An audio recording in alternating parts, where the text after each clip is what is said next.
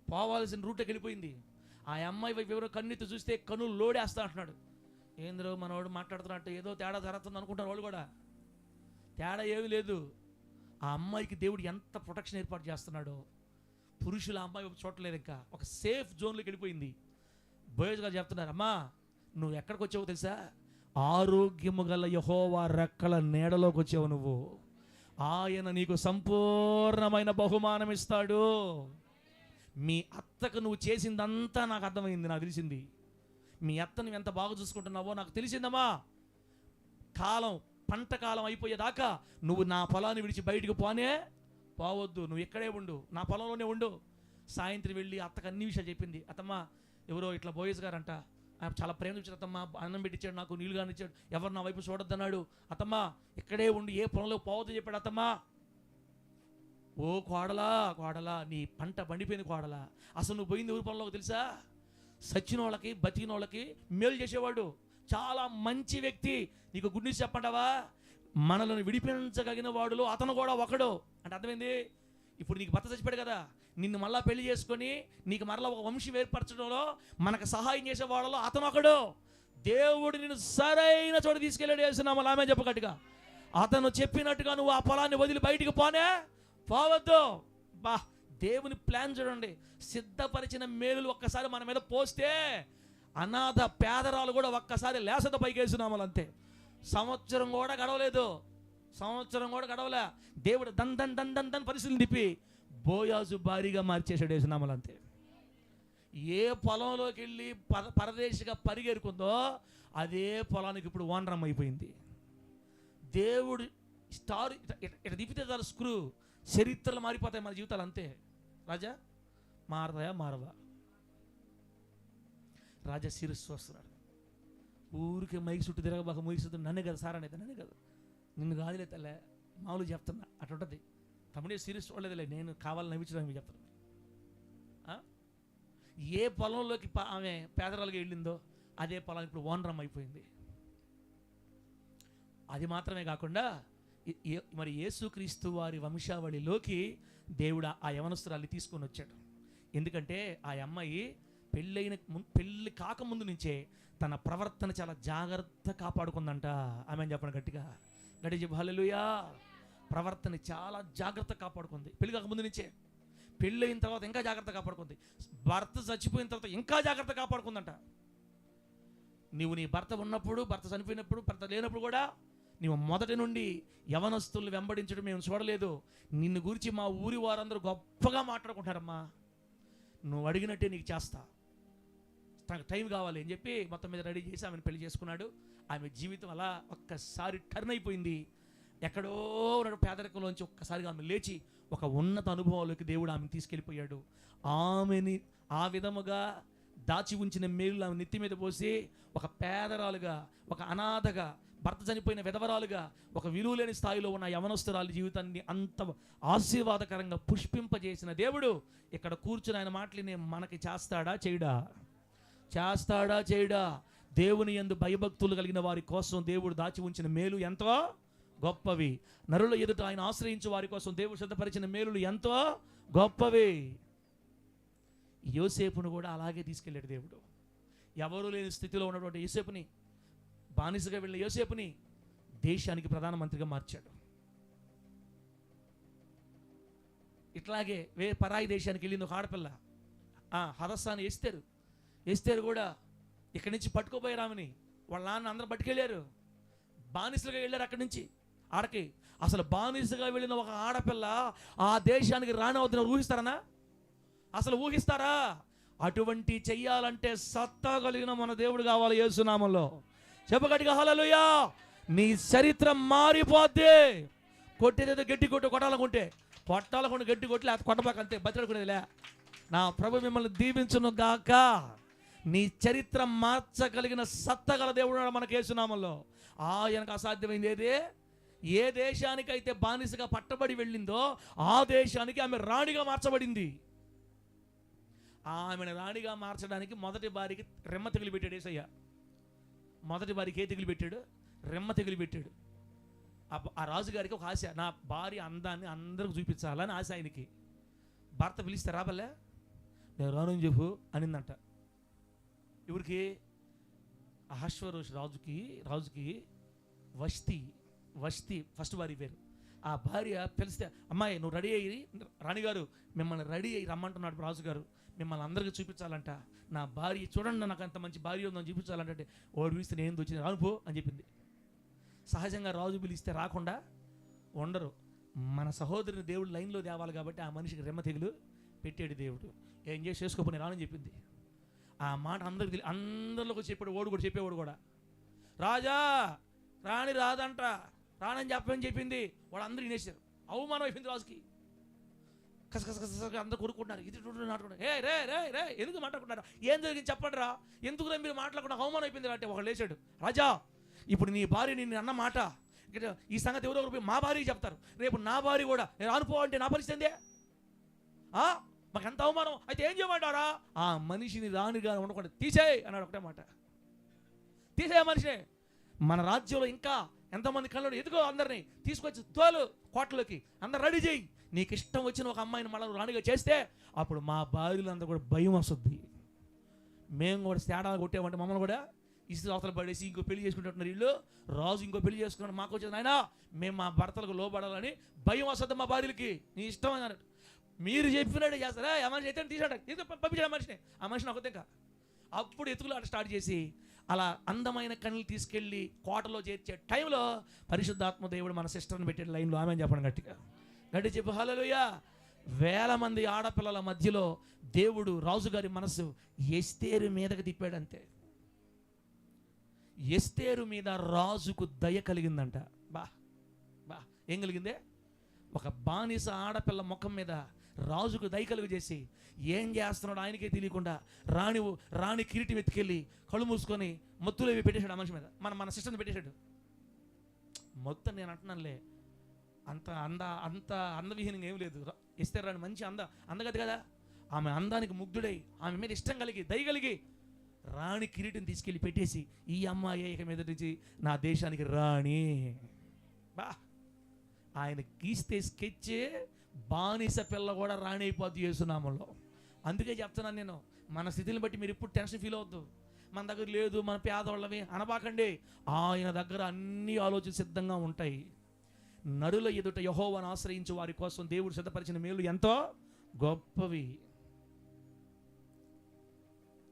ఆయన ఏది చేసినా మన బతుకు దీవించబడతాయి తమ్ముడా. మనం రెండు చేయాలి. ఒకటి, యెహోవా యందు భయభక్తులు కలిగి దేవుని కోసం తపన కలిగి బ్రతకాలి. రెండోది, ఆయన మీద అందరి ముందు ఆధారపడాలి. మనం మనుషులందరి ముందు ఆయన మీద ఆధారపడే మాటలు మాట్లాడుతుంటే హృదయాన్ని చూసిన దేవుడు ఆ మేలులు దాచిపెట్టి మన మీద తీసుకొచ్చినప్పుడు, మన ఒడిలో ఆ మేలు పోసినప్పుడు ఏం జరగద్దో మనకు తెలియదు, కానీ మన బ్రతుకులు విప్లవాత్మకంగా మార్చబడి చరిత్ర మారిపోద్ది యేసు నామంలో. ప్రభు నామానికి మహిమ కలుగును గాక. గట్టి చెప్పండి హల్లెలూయా. పరాయి దేశానికి వెళ్ళి గేటు దగ్గర కాపలాగా ఉన్న మొర్దెకైకి ఈరోజు హామాను ఇంటిని రాసిచ్చేసాడు రాజు యేసు నామంలో. హామాను ఎవరు? దుష్టుడు. వాడు చచ్చిపోతే వాడి ఇల్లు తీసి వాడి కాగితాలు తీసేసి వాళ్ళ నాన్నకి ఇచ్చేసింది. మొర్దెకైకి ఇచ్చేది, నానా ఈ రోజు నుంచి ఆ ఇల్లు నీదే. రాజ్యం యొక్క తాళపు చెవులు చేతులకు వచ్చేసి ఇంకేంది? కోరిన స్థానం, కోరిన ఇల్లు, కోరిన ఇంకంతే. ఎక్కడో ప్రారంభించబడిన జీవితాలు ఎక్కడికో వెళ్ళిపోయాయి. ఇప్పుడు హామాను స్థానంలో మొర్దెకై ప్రధానమంత్రి అయ్యాడు. రాజుగారి దగ్గర ప్రధానమంత్రి మొర్దెకై, ఈ పక్క కూతురు రాణి, ఈ పక్క నాన్న ప్రధానమంత్రి. ఇంక చూసుకో రాజ్యం పెట్టడంతో యూదులకు బహుఘనత కలిగిందంట ఆ రోజుల్లో. కాబట్టి ఆయన స్క్రూ తిప్పితే నువ్వు కోట్ల మీదకి వెళ్ళిపోతావు యేసునామలు, అంతే. ఆ రేంజ్కి తీసుకెళ్తాడు నిన్ను నన్ను దేవుడు. అయితే ఆ ఆశీర్వాదాన్ని అందుకోవాలంటే దేవుని యందు భయము భక్తి మనకి నిలిచి ఉండాలి. ఎప్పటికైనా దేవుని పని కోసం ప్రాకులాట ఉండాలి. దేవుని పని కోసం తపన ఉండాలి. ప్రతి సందర్భంలో ఏ సమయంలోనైనా మనుషుల ముందు మాట్లాడేటప్పుడు మనం దేవుని మీద ఆధారపడతా మాట్లాడాలి. ఇవన్నీ కలిసి మన బతుకు దీవెనకరంగా మార్చబడతాయి. ఈ రీతిగా మన కుటుంబాలను మన ప్రభు ఆశీర్వదించి వర్ధిల్ల చేయును గాక. కళ్ళు మూసుకోండి, ప్రార్థన చేసుకుందాం బిడ్డలారా.